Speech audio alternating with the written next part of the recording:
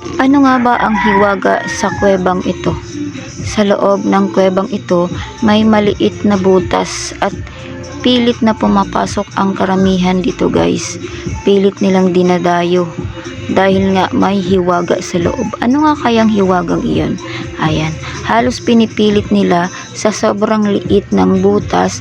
Kailangan nilang humiga sa bangka para lang makapasok. Ayan guys, so sobrang liit. Ayan, hihiga lang sila dyan at magpapadulas. At eto na nga yung loob ng kuweba. Sobrang ganda pala. At eto na nga ang loob ng kuweba. Asul na asul kulay ng tubig.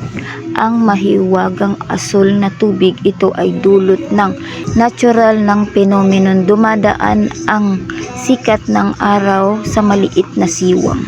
Sa lalim ng dagat, ayan, makikita mo talaga ang napakaganda.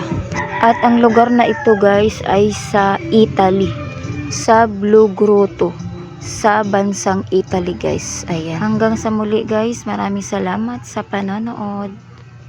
Ingat tayo palagi and God bless po sa lahat.